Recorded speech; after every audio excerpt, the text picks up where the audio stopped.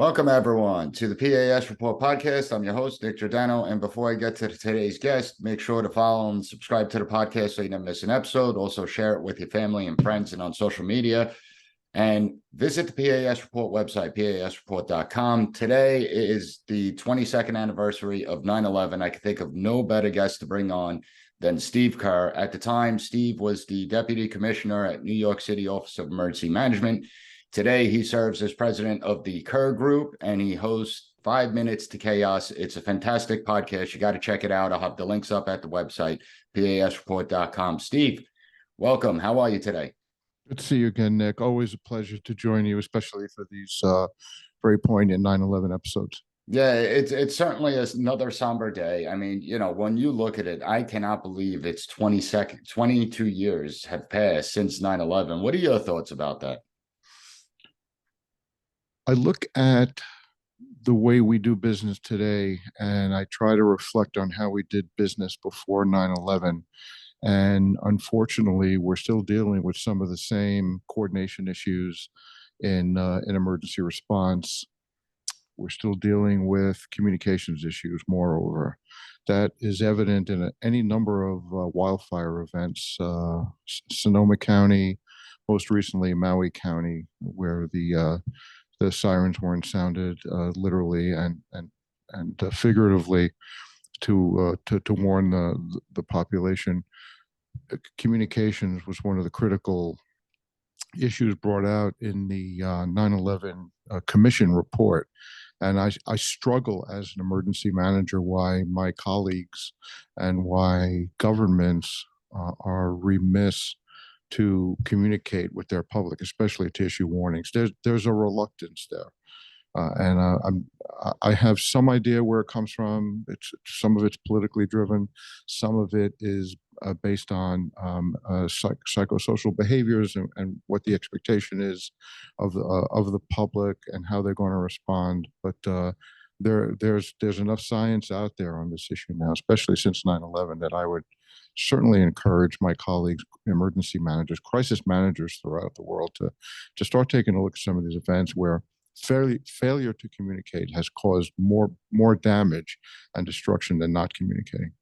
That's such a good point. I mean, we've had 22 years to get our act together, and it really is amazing that we still have some of the same problems that we did back then, and we haven't made that much of improvement, especially in the wave of all the technology that's emerged since then, where it's actually easier to communicate with the public today than it was 22 years ago. Now, when you look at an event like 9/11, do you think that we lost our way in emergency management, and actually put emergency management on the back burner and focus more on intel analysis, gathering intelligence, analyzing the data, and moving from there? Do you think that there was too much emphasis placed on intelligence over emergency management? There was for a period of time. In fact, after 9/11, when the Department of Homeland Security was created, FEMA was disbanded, and it was buried within the new Department of Homeland Security, and it was called the Emergency Preparedness and Response Directorate. And the emphasis at the time was actually what you're saying, more counterterrorism.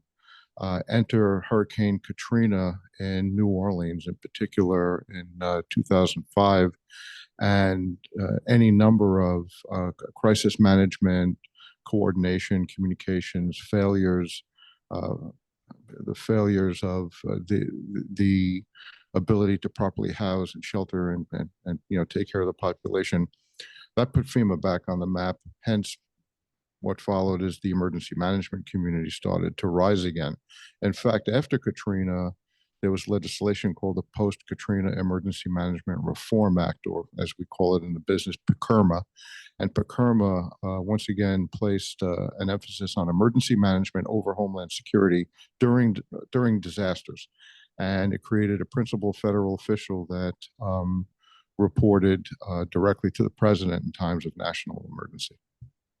And piggybacking off that, when we look at emergency management and the importance of emergency management and preparedness, it's something. You look at the wildfires over in Maui, and I not to get political, but I remember Katrina and the heck of the brownie moment that Bush had with Brown over at FEMA.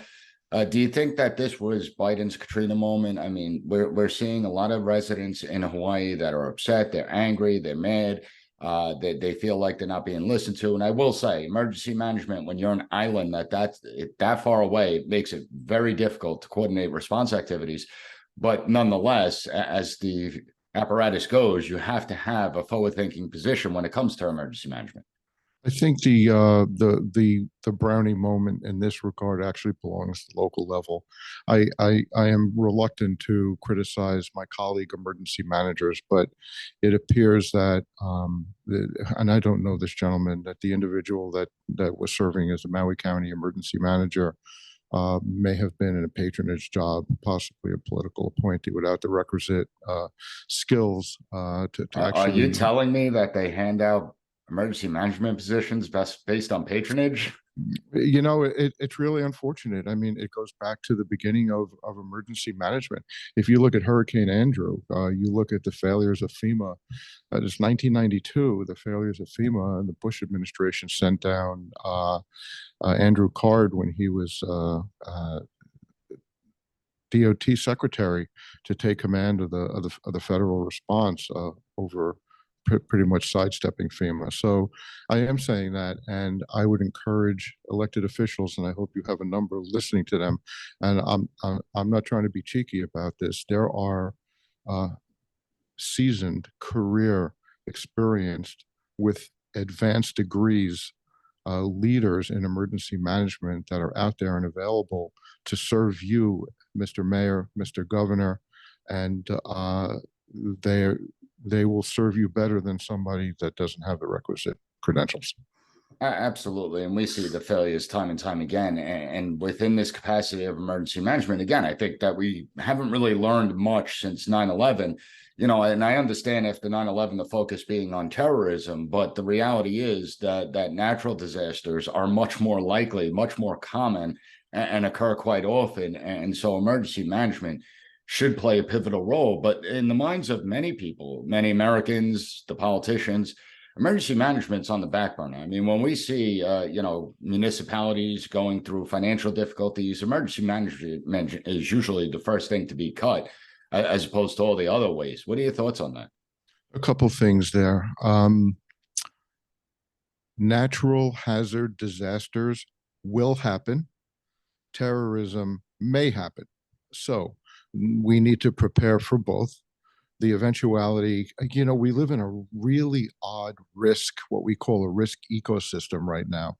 The term permacrisis is bandied about in the emergency management community, that we are always in some sort of crisis.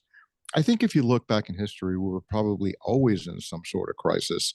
It's just a matter of how how how much we know about it because of social media and the ability to communicate. If you look at the 60s, political assassinations, the civil rights movement, the Vietnam War, the 70s, space shuttle Challenger, the disasters, we're always in some sort of a perma crisis. The Cold War. Huh? The Cold War. The Cold War, yeah.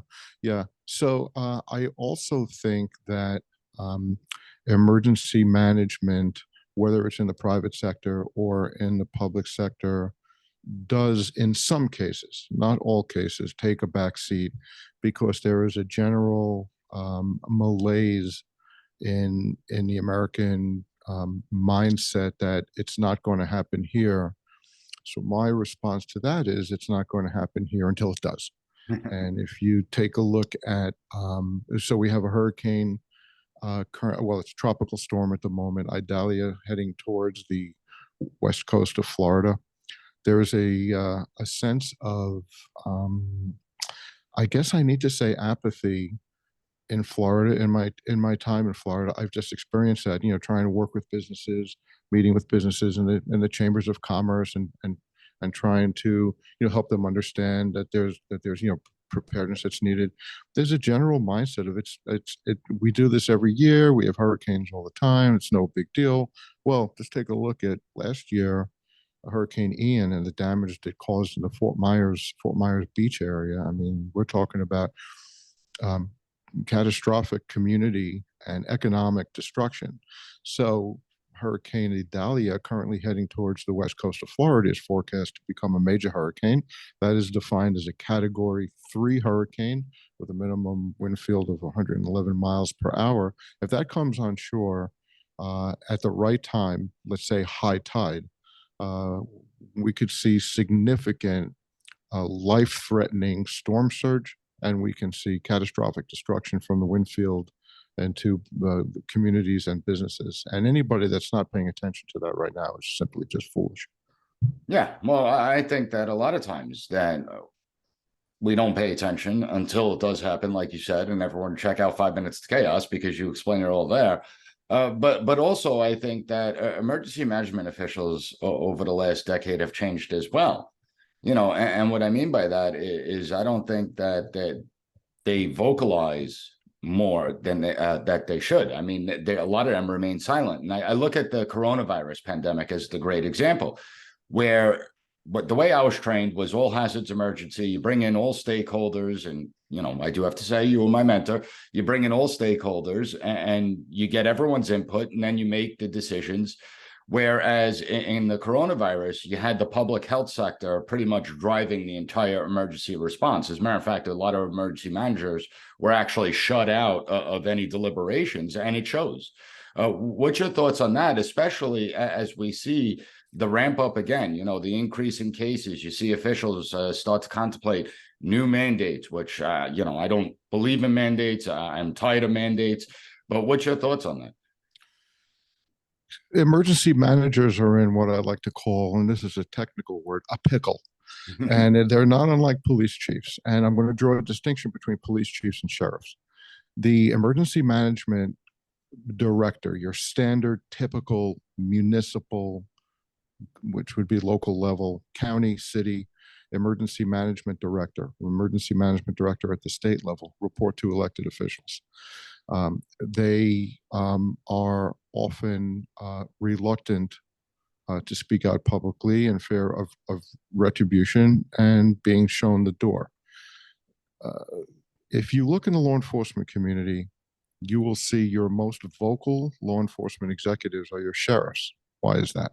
I think it's because sheriffs are elected and report to the people and cannot be just terminated without due process. Where a police chief, on the other hand, is selected by and reports to typically a chief elected official at the local level. So the voice is typically at the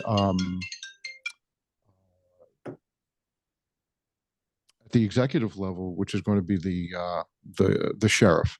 So the emergency management director is in a similar position, not in a position to speak out. Now, that doesn't mean that they should. And I think that there's a certain element of don't air your dirty laundry in public scenario there. But I think it is important for emergency management directors to speak out, but they do it in private. As soon as you embarrass your superior, an elected official, you're done. So there's an opportunity there to just do it in private. And by the way, an elected official selecting a career emergency manager should realize that they're getting somebody that can manage crisis, that are designed, trained, skilled at managing crisis. Listen to them. They could be your absolute savior in time of crisis. I've experienced situations where I worked for elected officials, and there was this desire to show that they were in charge, and they are in charge. By the way, they are in charge. Emergency managers generally lead through influence. The emergency managers, rather the elected officials, do have legislative authority. So the pandemic, yeah, absolutely. Emergency management took a side seat to that, and the elected, because I think elected officials don't really know what they have. I think elected officials, and again, I'm generalizing. I worked for a mayor who not only understood emergency management, he created an emergency management office for the largest city in the nation, because he saw the need to unify emergency preparedness and emergency operational efforts, and supported us financially and supported us with staff and I was fortunate enough to be a charter member of New York City OEM. But yeah, lately and during the pandemic, I think elected officials, federal level, CDC was put in charge, not FEMA. You know, some say FEMA is not really a crisis management agency. I think there's arguments to be made for it being both a crisis management agency and more of a recovery agency. Um, but there is a career emergency manager running FEMA right now, so we'll see how well they do in places like Maui and this hurricane. I didn't really hear any negativity after Ian last year, so that's a good thing. So yeah, the emergency managers took a side seat.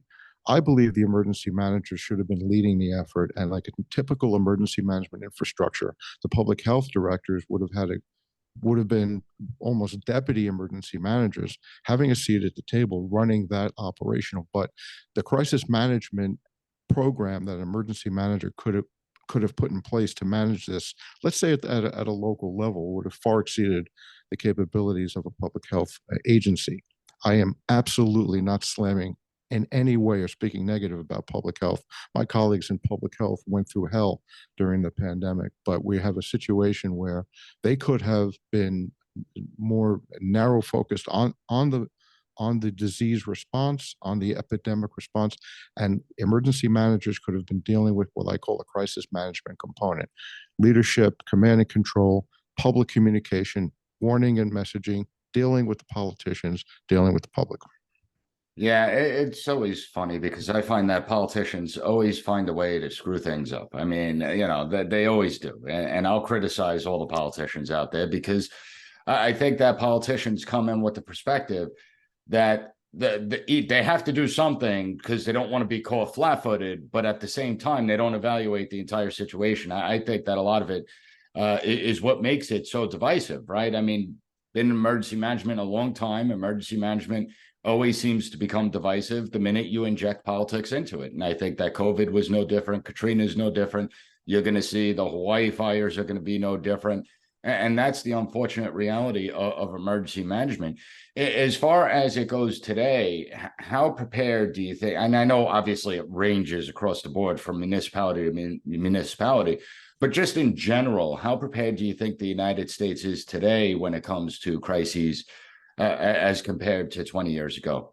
Well, I don't want to get too esoteric and you make your listeners, fall asleep as they're driving, listening to your podcast. But Creating an emergency management crisis in its own. Which would be right. So emergency management, like any other industry, has its regulations and its laws that govern it. Since the 1970s, there's been a law in the books called the Stafford Disaster and Relief Act. It's the Stafford Act that governs uh, the trilateral emergency management response to disasters, meaning federal, state, and local disasters. And it's quite nuanced in that the Stafford Act requires an elected official at the local level to request resources and then a disaster, declare a disaster at the local level. Then it actually doesn't require a disaster to be declared, but you can draw resources. So a county executive exceeds the capacity of the county, calls the governor for resources. The governor then exceeds the capacity of state resources, and they contact the federal government. FEMA, the president declares either an emergency declaration, which is not the same as a disaster. So again, not to get too esoteric, but an emergency declaration brings with it resources and some limited funding. So an emergency declaration pretty much turns on the federal light to deploy assets. And then a presidential major disaster declaration is where the money starts flowing. And that's why state officials, state governors, local officials typically always ask for the federal major disaster declaration. Why I'm talking about this in response to your question is that there are some limitations there. On the law enforcement side, the FBI doesn't need a request from the governor and a declaration of the president to go in and investigate a crime. But yet we have a situation where in emergency management, FEMA will not respond unless the governor requests it. It's all about states' rights and the federalist structure and Article 10 of the Bill of Rights. I get all that. That what doesn't exist in the Constitution belongs to the states, and emergency management is not enumerated in any way in the Constitution, so it belongs to the states. But the states typically either exceed their capabilities pretty quick and then request the major disaster declaration. But let's not forget that that's really about money. Yeah, it's 80-20, and sometimes it's more than that when Yeah, Congress authorizes. It could be 85-20, 75-25. When I was in New York State emergency management, the governor tried to do 90 or even 100%, but that's a challenge for the taxpayers. Absolutely. And that's forcing taxpayers from all the other states to pay for the disaster in that state. And we see the debates constantly happen. Now, as far as going forward, what do you think, besides communications, as we stated in the beginning, is one of the biggest problems when it comes to emergency management? You have the agency turfs where they don't like to communicate with each other. They want to retain their own power. Outside of that, what do you think needs to change in emergency management to make it more effective, particularly at the local levels? Well, I think I kind of said it already. One is having qualified emergency management leaders at the local level, and then emergency management at the local level. So I'm talking about both counties and cities. Not every village or town has an emergency manager, although in some states, the state law requires that there be some form of an emergency manager down to the, if I may, hamlet level. But let's talk about a state like New York that you and I are most familiar with. The counties are required to have an emergency management operation. All counties, with the exception of the 5 counties that comprise the city of New York, which are the boroughs of New York, which fall under a single emergency management office, being the New York City Department of Emergency Management. So it is important that emergency management leaders have the support. First, the conceptual support. The support of their elected officials, and that it's visible, that the elected official shows up at the emergency operations center, sits with the emergency management director, sits with the staff, is given policy issues, makes policy decisions, and shows right there the importance of emergency management. Now, I used to think the optic of elected officials going into the field and distributing water and moving pallets of water off National Guard trucks was not good, because I prefer to see the elected officials stationary in the EOC giving direction. I've come to learn, though, from scientific study that the American public likes to see their elected officials in the field wearing what's called, what do we call it, disaster chic, right? The khaki pants, the blue jacket with the logo on it. And I think that's okay. I'm okay with that now. But there comes a time where the emergency management team needs the backbone of the elected official or elected officials. So that might be a mayor and a council to come and help make those decisions. The other thing is going to be finances. If an elected official is just going to sit around and wait for a disaster to happen so they can get federal money to fund a disaster program, that's just not going to work. No. They say all disasters start and end locally, like all politics is local. I only believe that to an extent, because small jurisdictions will be overwhelmed very quickly, and then the counties and the state and then the FEMA, Army Corps of Engineers, all those agencies have to come in.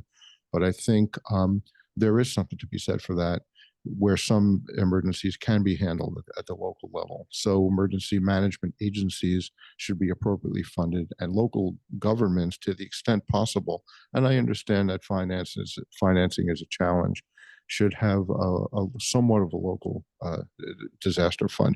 I recall an incident in New York City. We had it appeared on my podcast last week, so it might have been episode 18. It was a catastrophic water main break in Midtown Manhattan. There was a number of businesses that were damaged or destroyed. There was a 48-inch water main with a broken gas main that exploded. This is a major event, and I was on scene with the emergency management team and multiple agencies for 10 days, 2 weeks, doing response. and recovery. There was a small obscure city agency that had a pot of money available, the New York City Department of Small Business Services. That was the commissioner of the agency actually ended up being deputy mayor later on, but they showed up. Well, we requested them because we knew who they were to the scene. They sat in the command post and they issued some grants right on the scene. That's the kind of stuff I'm talking about. If you're going to sit and wait for disaster entitlement money, and I call it that, it's going to take a long time and people are going to suffer. So, and that leads me to segue into, and then I'll let you, stop letting me consume all the air. The emergency managers and the elected officials need to understand that emergency management is a people first business. The infrastructure comes later. We take care of people. We make sure people are, it's life safety, human care, and then infrastructure. We make sure people are in a safe location. They've been rescued. They've been evacuated. They're now being properly housed. They're being properly sheltered. They're being fed. They're being given information. Very challenging. And then you deal with the infrastructure. Elected officials need to know that. I think what you just said is actually key, and I want to piggyback off that, because one thing that I've seen, and it's in every sector, every industry, just throughout our society, is that people constantly turn towards government to solve all their problems. And as you stated before, emergency management is not codified in the Constitution. It's not an enumerated power of any government, whether it's the federal government or state government. That individuals and businesses have their responsibilities, personal responsibilities, as well when it comes to emergency management. Can you just briefly tell the audience, what businesses and individuals should be doing, especially considering September is Emergency Preparedness Month? It is actually. Thank you for bringing that up. And there is a lot that businesses can do to prepare for emergencies. I think that starts with situational awareness and understanding risk. And in order to do that, a business, and clearly not every business, has the wherewithal, small businesses to do this, but business owners can do some of these things at a granular level. So it's understanding your risk. We can pretty much figure out what your risk is pretty quick just by looking at your geography and having a quick chat with you about what your business does, what it produces. There are some standard threats. Cyber is across the board. Potential mass violence is across the board. That could happen in any workplace. So in Florida, right, we have a hurricane risk. In Kansas, we have a tornado risk. In California, we have an earthquake risk. Now, all of that can overlap, but you build your plans around what your major threat is, and all the rest will follow. I believe that and I'm just picking on Maui because you and I are talking about it. If Maui doesn't have a wildfire response plan, they definitely have a hurricane response plan. And that plan, everything in that plan can be activated to be used for the wildfire, right? Monitoring the weather, monitoring the fire, situational awareness, command and control, leadership has to be in place in a crisis management center or an emergency operations center. So a business should set up a crisis management team, and that crisis management can be a small team that monitors an event. So let's go back to the West Coast. The businesses in northwest coast of Florida right now should have somebody monitoring, tracking the storm, keeping the C-suite involved, and the C-suite should be in turn talking to the board of directors to the extent that that exists. They have a crisis management plan to deal with communications with their customers, communications with their workforce, communications with their suppliers, supply chain, and understanding what the potential threats are to the facilities, doing a walk around, a simple walk around, getting rid of the loose stuff that could be blown around and cause damage to your property. You'd be surprised how much just things and trash things are just around your yard or in your parking lot. Get rid of it. Most of all, it's really going to come down to communication. Your workforce needs to hear from you. They're going to want to know that you're supportive of them, and they're going to want to know that you got their back. And then possibly a dispersed workplace situation, going back to the pandemic. for white collar workforce, putting them on Teams, putting them on Zoom, dispersing them. But keep in mind that they could be affected by the hurricane as well. Yeah, absolutely. And I think that too often we don't think about that. I think it's important at the end of this episode to bring up Jerry Hauer, someone that was, he was a leader in emergency management and homeland security. He's someone that brought it to the forefront. You work closely with him. He was the commissioner while you were the deputy commissioner over in New York City. You want to give a few words? He recently passed away. Just give a few words about Jerry. Thank you for bringing it up, Nick. It's very sad. Jerry Hauer and I go back to our days in New York City EMS. So pre 1996, the New York City Emergency Medical Service, New York City Fire Department were separate agencies.